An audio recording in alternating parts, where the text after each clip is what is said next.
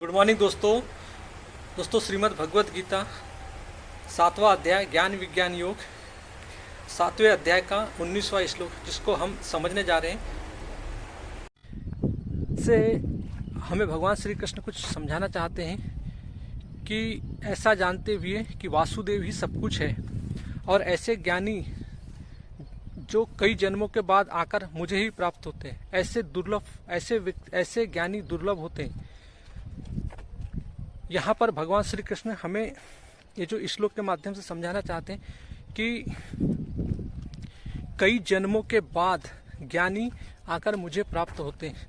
तो यहाँ पे जन्म की बात आ रही है, तो जन्म के आधार पे हमें यह समझना पड़ेगा कि जन्म किसका होता है, पुनर्जन्म किसका होता है और मृत्यु किसकी होती है। तो ये जो तीन कॉन्सेप्ट है जिसको हम यदि समझ जाते हैं तो हम इन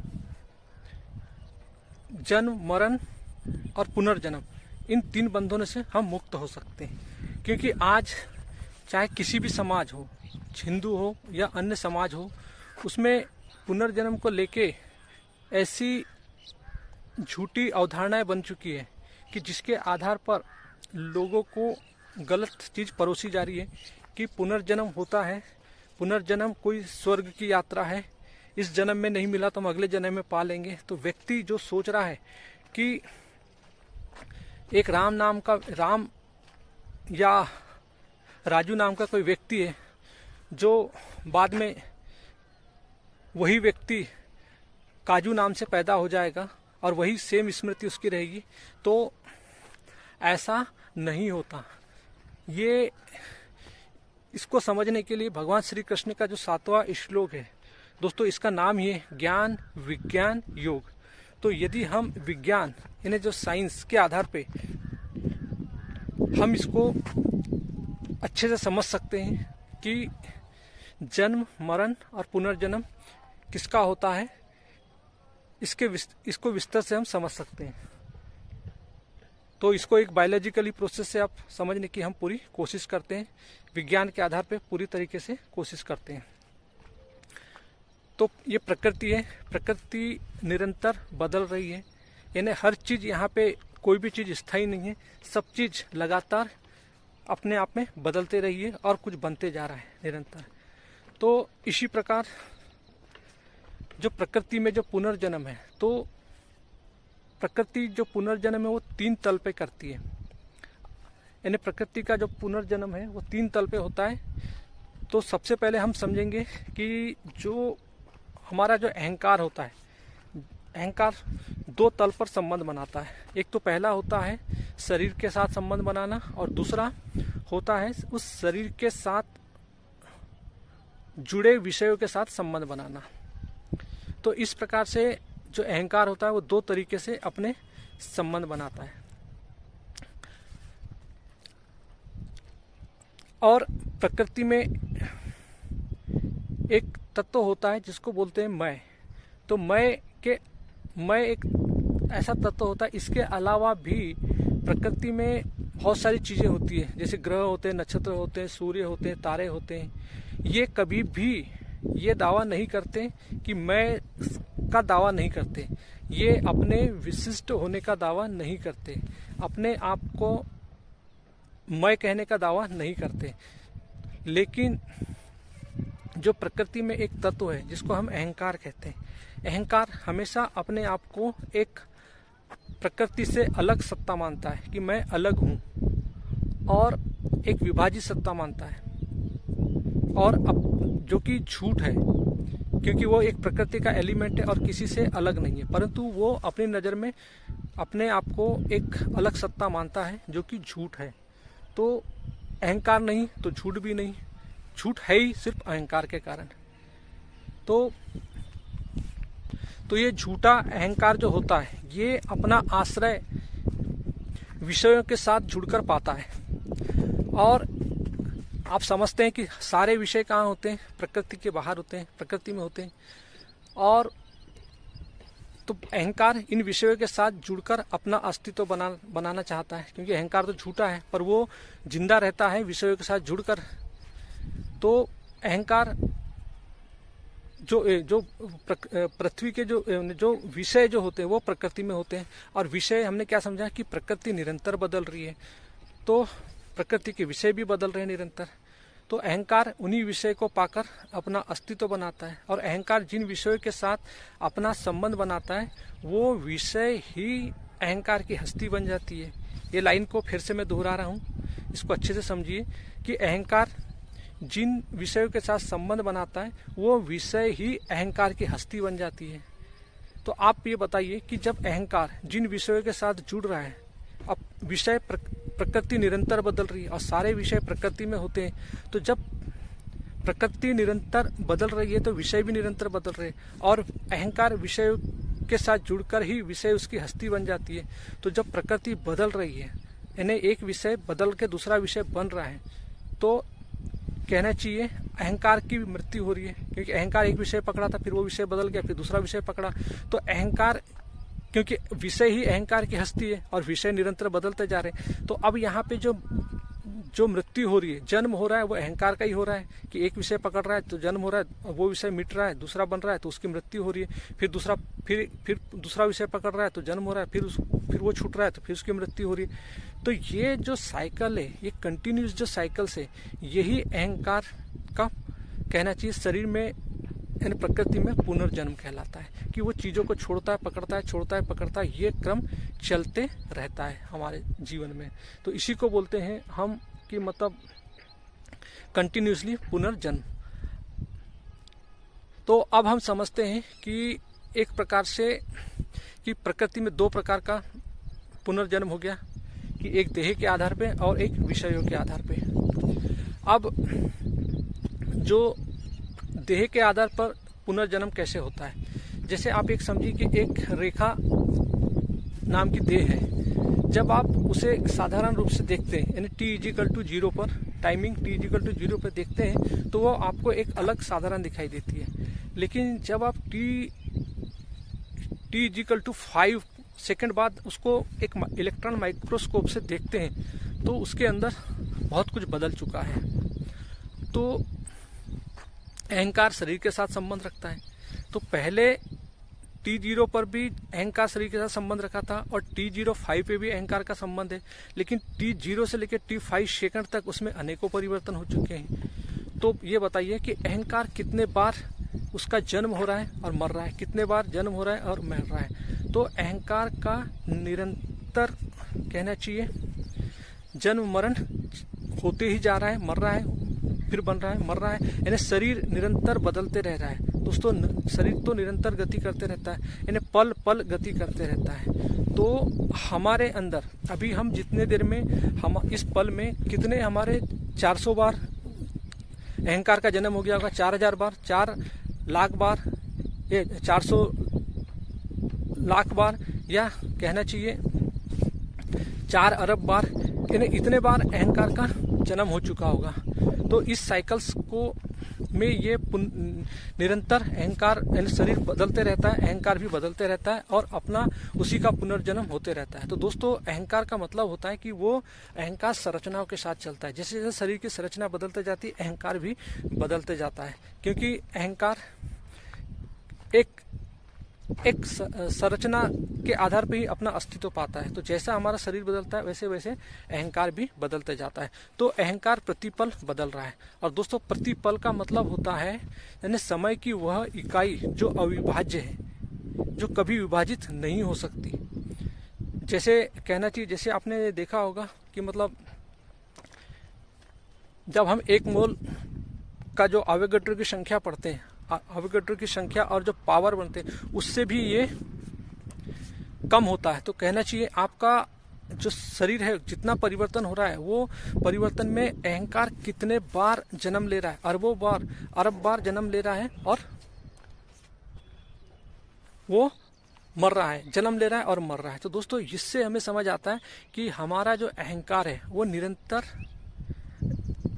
जन्म ले रहा है, मर रहा है, निरंतर जन्म ले रहा है। तो शरीर के आधार पे वो हमेशा बनता मर रहा है, बन रहा है, मर रहा है, बन रहा है, जैसे जैसे शरीर बनते जा रहा है। तो दोस्तों हमें हमारा शरीर मरने के बाद हमें नहीं देखना है, हमें वर्तमान में इसी विज्ञान के आधार पर हमें समझना है कि हमारे अंदर जीते जी हमारा अहंकार इस शरीर के साथ कितने बार जुड़कर अपने आप को अपने उसका जन्म और पुनर्जन्म होते जा रहा है। जैसे जैसे शरीर की संरचना बढ़ते जा रही है, अहंकार का जन्म पुनर्जन्म होते जा रहा है, तो इसी में निरंतर जन्म होते जा रहा है। तो दोस्तों ये हो गया देह के आधार पर जन्म। अब होता है सूक्ष्म शरीर के आधार पर जन्म, यानी सूक्ष्म पदार्थ के आधार पे। तो सूक्ष्म पदार्थ हमारे होते हैं, विचार होती है, हमारी भावनाएं होती है, ये भी निरंतर हमारे अंदर बदल रहे हैं। दोस्तों अभी आप यहाँ बैठे हैं, यदि आप कोई फैक्ट्री के मालिक है, अभी आपके पास कुछ उसका इवेल्युएशन था, आप यहाँ बैठे बैठे 10 मिनट बाद पता चला कि आपके अंदर इतने सारा जो इवेल्युएशन चल रहा है, मतलब जो वैल्यूएशन चल रहा था उसमें कुछ फर्क आ गया,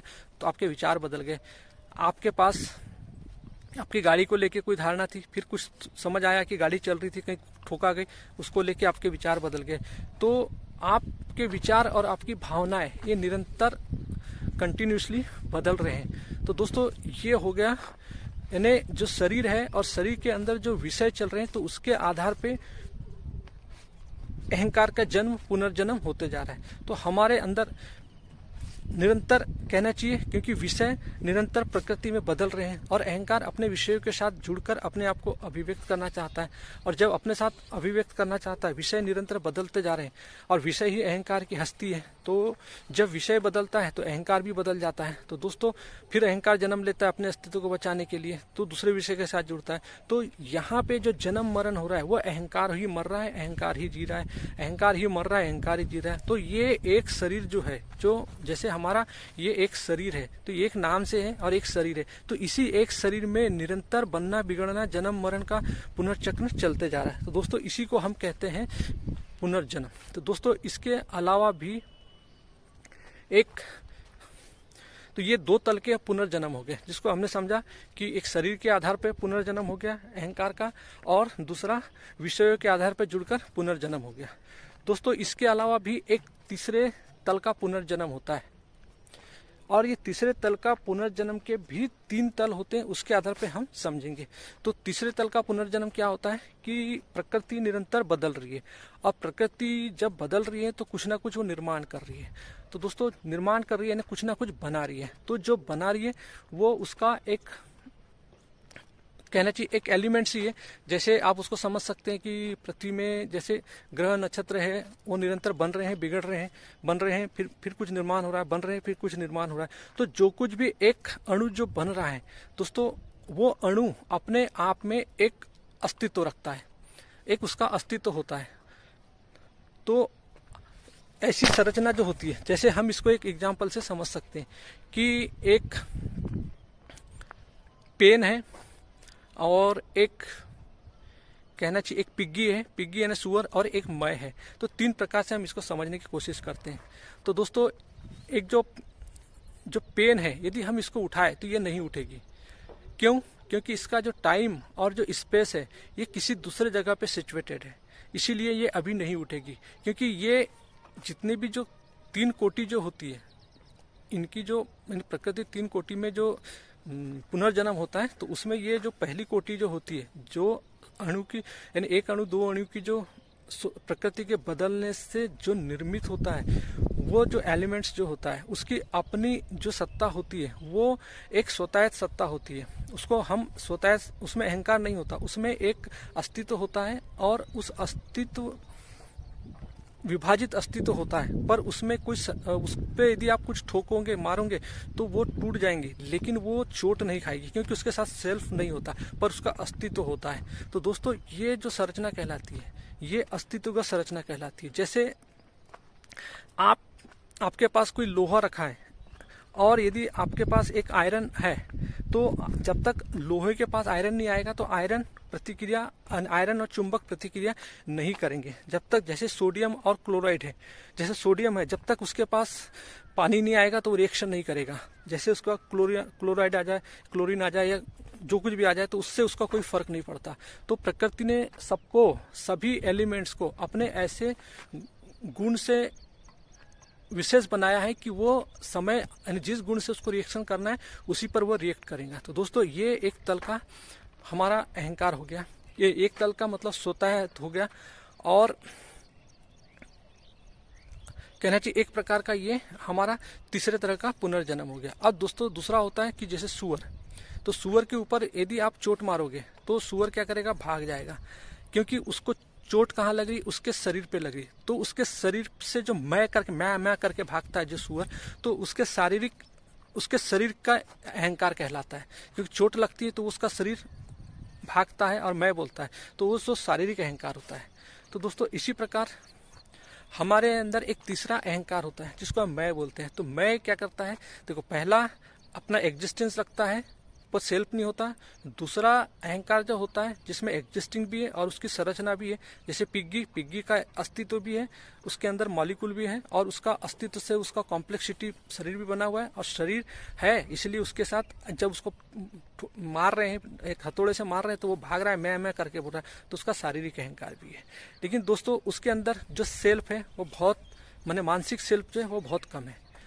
इसी प्रकार से हमारे अंदर जो मैं होता है, तो दोस्तों मैं के अंदर मॉलिक्यूल्स भी होते हैं और मैं के अंदर शरीर संरचना भी होती है, और मैं जो होता है उसके अंदर एक सेल्फ भी होता है जिसको हम मानसिक अहंकार कहते हैं। तो इस प्रकार से जब हमारे अंदर शरीर होता है और शारीरिक अहंकार होता है, और ये जो मानसिक अहंकार होता है जिसको मैं बोलते हैं, जिसमें हमको यदि कोई बोलता है तो हमारे अंदर चोट लगती है। तो दोस्तों हमारी चोट जो होती है, मनुष्य को चोट वो मनस पटल पे जाकर लगती है, अहंकार की चोट, यानी मन के आधार पे उसको चोट लगती है। तो इस प्रकार से ये हमारा कहना चाहिए तीन कोटि का जो प्रकृति 3 कोटि से पुनर्जन्म कर रही है। एक पहला हो गया देह के आधार पे, दूसरा हो गया देह के विषयों के आधार पे, और तीसरा हो गया स्वतायत, यानी जो विदाउट सेल्फ के अपने एग्जिस्टेंशियली संरचना के आधार पे, एग्जिस्टेंशियली स्वतायत के आधार पे। तो दोस्तों जैसे आप एग्जिस्टेंशियली अहंकार उसको बोल सकते हैं, जैसे एक बच्चा पैदा हुआ, तो बच्चा पैदा होना एक एग्जिस्टेंशियल कहलाता है कि उसका अस्तित्व है, और उसके साथ जो माँ पैदा होती, तो माँ उसका साइकोलॉजिकली एग्जिस्टेंस कहलाता है। तो ये माँ साइकोलॉजिकल एग्जिस्टेंस है और बच्चा वो अस्तित्वगत एग्जिस्टेंशियल है। तो ये दो तरीके के हमारे एग्जिस्टिंग होते हैं, अस्तित्वगत और मानसिक रूप से, और एक स्वतायत। ये 3 प्रकार से हमारे अंदर इन्हें 3 तरीके से ये पुनर्जन्म होता है। तो दोस्तों इस प्रकार से आपने देखा कि जो पुनर्जन्म की जो अवधारणा है उसमें जन्म किसका हो रहा है, अहंकार का ही जन्म हो रहा है, अहंकार का ही मर रहा है, क्योंकि अहंकार बगैर संरचना के जी नहीं सकता। इसीलिए संरचना बदलती है, शरीर बदलता है, अहंकार बदल जाता है, और विषय बदलते हैं, अहंकार बदल जाता है। और जो कहना चाहिए जो हमारे जो मॉलिक्यूल्स जो होते हैं, यानी जो एलिमेंट जैसे होते हैं, वो अपना एग्जिस्टेंस तो रहता है उसका, लेकिन उसका सेल्फ नहीं रहता, लेकिन उसका अस्तित्व रहता है। तो जो उसको अहंकार न समझते उसको स्वतायत बोलो, कि उसकी स्वयं की सत्ता होती है, उसमें स्वयं का गुण होता है, वो उसी समय अपना परिवर्तन करेगा जब उसको प्रकृति ने जो सिखाया। तो उसका भी एक इंडिविजुअल स्वतायत होता है, स्वतः गुण होते हैं जिसके आधार पर वो रिएक्ट करता है। जैसे सोडियम पानी के साथ रिएक्ट करता है, ये प्रकृति माने हर चीज को प्रकृति ही जन्म ले रही है, प्रकृति ही परिवर्तन ला रही है, कहना चाहिए प्रकृति ही अपने एलिमेंट्स को गुण के आधार पर जन्म देते जा रही है, और यह निरंतर बदलते जा रहा है। तो दोस्तों इसी प्रकार आपने देखा कि जो स्वतायत अहंकार जो मॉलिक्यूल होता है, एक मॉलिक्यूल मिलकर ही एक कॉम्प्लेक्सिटी मॉलिक्यूल बनाता है, यानी कॉम्प्लेक्स मॉलिक्यूल बनाता है, यानी दो अणु मिलकर ही कॉम्प्लेक्स मॉलिक्यूल बनाते हैं। और एक कॉम्प्लेक्स मॉलिक्यूल क्या होते हैं जो बनते हैं, ये होता है जैसे एमिनो एसिड हो गया, प्रोटीन्स हो गया, इनके साथ मिलकर एक स्ट्रक्चर्स बनता है, इसको कॉम्प्लेक्स मॉलिक्यूल कहते हैं। और एक कॉम्प्लेक्स मॉलिक्यूल मिलकर ही एक कॉम्प्लेक्स ऑर्गेनिज्म बनता है, और एक कॉम्प्लेक्स ऑर्गेनिज्म ही मिलकर पूरा शरीर का निर्माण होता है। तो सोचिए कि हमारे अणु मॉलिक्यूल ही मिलकर हमारे अंदर पूरे मनुष्य के शरीर का निर्माण कर रहे हैं। तो दोस्तों सोचिए कि पुनर्जन्म किसका हो रहा है। पुनर्जन्म यहाँ पे हो रहा है हमारे अंदर जो अहंकार बैठा है, जो अहंकार स्ट्रक्चर्स पा रहा है, उसका पुनर्जन्म हो रहा है। अब प्रकृति के अंदर जो सोता है, जो एलिमेंट्स है, जितने भी जो अणु परमाणु, उनका निरंतर हमारे नए मनुष्य न भी रहे तो प्रकृति के अंदर निरंतर परिवर्तन हो रहा है कि हर एलिमेंट्स बदलते जा रहा है, बनते जा रहा है, बिगड़ते जा रहा है। हर जैसे एक तारे बनते जा रहे हैं, टूटते जा रहे हैं, उल्कापिंड बनते जा रहे हैं, टूटते जाते हैं। तो इस प्रकार से निरंतर प्रकृति के अंदर परिवर्तन हो रहा है। तो दोस्तों, हम जैसे हमारे लोक धर्म में हमें बताया जाता है कि जन्म मरण के बाद आपको स्वर्ग मिल जाएगा, आपको इस जन्म में नहीं किए तो अगले जन्म में आपको सब कुछ मिल जाएगा। तो ये जो अगला जन्म होता है, कबीर साहब कहते हैं कि जब पत्ता पेड़ से टूट जाता है तो वृक्ष बोलता है, वृक्ष पत्ते से बोलता है, सुन मतलब हे वनराज, एक बार जो पत्ता गिर जाता है वो दोबारा कभी नहीं लगता। तो वैसे ही मनुष्य का शरीर, जीवन जो है वो एक बार मिला है, दोबारा नहीं मिलेगा। क्योंकि दोस्तों, हम सोचते हैं कि जो इस शरीर के माध्यम से जो राजू है वो काजू बनकर दोबारा पैदा हो जाएगा और उसकी स्मृति भी वही रहेगी, सब कुछ वही रहेगी। ऐसा कुछ नहीं होता। सिर्फ जन्म होता है अहम वृत्ति का। वृत्तियाँ निरंतर बदलते रहती है। जो प्रकृति, वृत्ति मतलब प्रकृति है, अहम वृत्ति जो है वो निरंतर बदलते रहती है स्ट्रक्चर्स के आधार पे। तो दो प्रकार से, एक एलिमेंट्स के आधार पे बदल रही है, जो एग्जिस्टिंग अस्तित्व होता है, जैसे सोडियम का अपना अस्तित्व होता है, जिंक का अस्तित्व होता है, आयरन का अपना अस्तित्व होता है, और वो तभी रिस्पॉन्ड करते हैं जब उनके अकॉर्डिंग टू मतलब कोई दूसरा प्रतिक्रिया होती है, यानी जैसे सोडियम के साथ पानी की प्रतिक्रिया होती है। तो दोस्तों, इस प्रकार से हमारे पास प्रकृति 3 प्रकार से पैदा करती है और उसी का पुनर्जन्म करती है। तो प्रकृति का पुनर्जन्म होता है और अहंकार का अहंकार एक झूठ है, एरर है, क्योंकि प्रकृति बाहर भी बैठी है, अंदर भी बैठी है। तो हमारी प्रकृति, हम शरीर के आधार पे जो मैं करके बोलते हैं, तो शरीर बदलता है तो अहंकार बदल जाता है, शरीर के विषय बदलते हैं तो अहंकार बदल जाता है। और अहंकार क्योंकि शरीर को ही अपनी हस्ती मानता है, अहंकार विषय को ही अपनी हस्ती बना लेता है। तो जब विषय बदलने लगते हैं तो अहंकार भी बदलने लगता है। तो दोस्तों, इस प्रकार से हमारा शरीर जो है एक मशीन है, एक रोबोट है, और अहंकार एक झूठ है। इसको देखने के लिए ही हमें सत्य का प्रकाश मिला हुआ है, इसी को देखने के लिए आत्मा का प्रकाश मिला हुआ है, जो भगवान श्री कृष्ण हमें समझाते हैं कि इसी प्रकार से जो व्यक्ति इस पूरी शरीर की प्रक्रिया को देख लेता है और ये जान लेता है कि सब कुछ जो हो रहा है उस कृष्ण तत्व के प्रकाश में ही हो रहा है, उस प्रकाश से ही हम अपनी इस पूरी संरचना को, ज्ञान विज्ञान योग को अच्छे तरह से यदि समझ जाते हैं तो हम अपने जन्म मरण के बंधनों से मुक्त हो जाते हैं। तो दोस्तों, संसार में जो भी ये जो लोक धार्मिक अहंकार जितना चरम सीमा पे पहुंच गया है कि लोगों को भ्रम ही क्रिएट कराता है, क्योंकि हमारे मन के अंदर में एक इल्यूजन, भ्रम ही रहता है जो हमेशा लोगों को भ्रमित करने का काम करता है। दोस्तों, अभी आपने जैसे देखा होगा कि लोगों ने भ्रम के कारण बोले शिवरात्रि में ऑनलाइन पूजा। दोस्तों, ऑनलाइन पूजा क्या होती है, सोचिए आप कि एक मन का भ्रम, मन के केंद्र में अहंकार रहता है। अहंकार अपने अस्तित्व को बचाने के लिए वो कई तरीके के प्रपंच रचता है कि मैं इसको ये पूजा कर लूँ तो बच जाऊँ, मैं यहाँ मंदिर चले जाऊँ तो बच जाऊँ, ये तीर्थ चले जाऊँ तो बच जाऊँ, मैं स्वर्ग नरक अगर दे दूँ तो मैं बचा रहूँगा। यानी वो अहंकार कभी मरना नहीं चाहता, क्योंकि उसकी वास्तविक खोज जो होती है दोस्तों, वो वास्तविक गलत दिशा में भटकता है, क्योंकि वो स्वयं को नहीं जानता। हम जब स्वयं को नहीं जानते दोस्तों, तभी हम गलत दिशा में भटकते हैं और हमारे अंदर भ्रम संचय पड़ा रहता है। और हमारे जो ऋषि मुनि ने हमें जो इतने अपने शरीर के खून पसीनों से लिखकर जो हमें उन्होंने ग्रंथ दिया, हमने उसको पूरा विकृत कर दिया है। हम ये 2 कौड़ी के टीवी पे जो चलने वाले जो लोग हैं, इनके कहे अनुसार हम पूरे समाज में एक विकृति फैलाते जा रहे हैं। ये अहंकार समाज में एक प्रकार से मनोवैज्ञानिक रूप से अंधकार फैला रहा है। और दोस्तों, ये अंधकार में हम अपने वास्तविकता को नहीं समझ पाएंगे, तो ये है कि हम इस सत्य से वंचित हो जाएंगे और हम अपने ही मन के केंद्र में उपस्थित अहंकार को पूजने लगेंगे। दोस्तों, ये हमारा सबसे बड़ा भ्रम और इल्यूजन है कि हम कहीं स्वर्ग की कल्पना कर रहे हैं, कहीं हम पुनर्जन्म की कल्पना कर रहे हैं। दोस्तों, यही जन्म है, एक ही जन्म मिला हुआ है, इसी जन्म को समझ के जिए, वास्तविकता में जिए, कल्पना में मत जिए। आपके पास आत्मा का प्रकाश है, उस सत्य का प्रकाश है। उस सत्य के प्रकाश में आप स्वयं को जान सकते हो, स्वयं को समझ सकते हो। आप इस अहंकार जो कि एक जटिल संरचना से मिलकर बना हुआ है, क्योंकि दोस्तों अहंकार क्या होता है, जैसे एक मॉलिक्यूल जो होता है उसकी कोई 2x + 3 = कोई इक्वेशन है, लेकिन यदि ऐसे ही बहुत सारे अणु मिलकर बहुत सारी एक कॉम्प्लेक्स इक्वेशन बनाते हैं, तो जैसे 10,000 इक्वेशन मिलाकर एक कॉम्प्लेक्सिटी बनता है, तो उसके कितने 10,000 इक्वेशन होते हैं। तो जो इक्वेशन के बनने में जो त्रुटि आती है दोस्तों, वही एक अहंकार कहलाता है। तो इस शरीर के पूरे स्ट्रक्चर्स में अणु से लेके कॉम्प्लेक्स मॉलिक्यूल और कॉम्प्लेक्स मॉलिक्यूल से लेके एक मॉलिक्यूल ऑर्गेनिज्म, कॉम्प्लेक्स ऑर्गेनिज्म बनने में और उसके बाद मनुष्य की संरचना के बनने में तो जितनी जो त्रुटि आती है उसी का नाम मानसिक अहंकार होता है। तो दोस्तों मानसिक अहंकार हमारा एक त्रुटि, एक एरर है, जिसके आधार पे हमारा कहना चाहिए हम जन्म लेते हैं और मरते हैं। इसी शरीर जैसे जैसे शरीर बिगड़ता है, बनता है,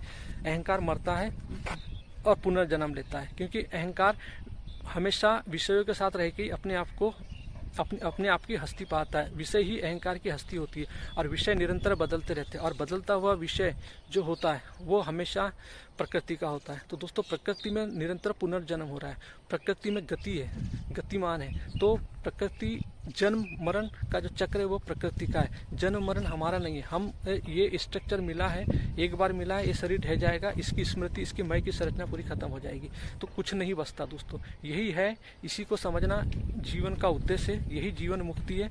तो हमने समझ लिया कि पुनर्जन्म किसका होता है, पुनर्जन्म प्रकृति का होता है, पुनर्जन्म किसी पर्टिकुलर व्यक्ति का नहीं होता, पर्टिकुलर संरचना का नहीं होता। पुनर्जन्म प्रकृति का होता है, अहम वृत्ति का होता है, जो निरंतर होते रहता है। और वो अभी जो शरीर है इसी में निरंतर हजारों बार, लाखों बार, पल पल में, मतलब उसके कई जन्म होते जा रहे हैं। वो देखना ही आत्मा के प्रकाश में हमारा कहना चाहिए, हमारा उद्देश्य होना चाहिए, स्वयं को जानने का, स्वयं को समझने का। तो दोस्तों इस प्रकार से ये एक, और मर रहा कौन है, अहंकार ही मरता है, जन्मता कौन है, अहंकार ही जन्मता है। तो दोस्तों वो जन्म मरण भी उसका, ये जब तक शरीर है, इसी शरीर के माध्यम से, क्योंकि जो प्राणवायु है जो निरंतर इसी पल पल चल रही है, क्योंकि मैंने बताया पल पल मतलब एक ऐसा होता है, समय की एक ऐसी छोटी इकाई होती जो अविभाज्य होती, जो जिसे काटा नहीं जा सकता। तो दोस्तों इसी प्रकार जैसे अवोगैड्रो की संख्या जो होती है, एक मोल अणु में अवोगैड्रो की संख्या जो होती है, जो पावर और संख्या के रूप में होती है, उससे भी कम होती है। तो सोचिए कि हमारा शरीर जितना निरंतर अविभाजित होगा, उतना ज़्यादा इसके अंदर कहना चाहिए अहंकार का जन्म मरण चक्र चलते रहेगा। तो दोस्तों इन लोक कथित बाबाओं के चक्कर में मत जाइए, और अपना समय, अपनी ऊर्जा, अपना धन, इन सबको और अपने अंधकार को मत बढ़ाइए। सही कृष्ण की गीता पढ़िए, उपनिषद पढ़िए, तभी आपको समझ आए कि जन्म मरण क्या होता है, और यही जन्म मिला है। यदि आपने इसको सही जी लिया दोस्तों, तो आपका आने वाली पीढ़ी भी सही रास्ते पे जाएगी, और हम एक अच्छे नागरिक होने का परिचय देंगे। देश में एक सुख, समृद्धि, आनंद आएगा, और हम एक दूसरे के प्रति सद्भावना से जिएंगे। नहीं तो दोस्तों हमारे अंदर का भ्रम नहीं रहेगा, तो भ्रम ही हमारे अंदर अशांति पैदा करता है, इल्यूजन पैदा करता है, और भ्रम को क्रिएट करने वाला हमारा ही एक मानसिक अहंकार होता है। तो दोस्तों मानसिक अहंकार से मुक्ति पाने के लिए हमें आत्मा का प्रकाश मिला है। आत्मज्ञान के माध्यम से स्वयं को जानिए, स्वयं को समझिए, और भगवान श्री कृष्ण की गीता को निरंतर समझिए। सो थैंक यू दोस्तों, हैव ए नाइस डे।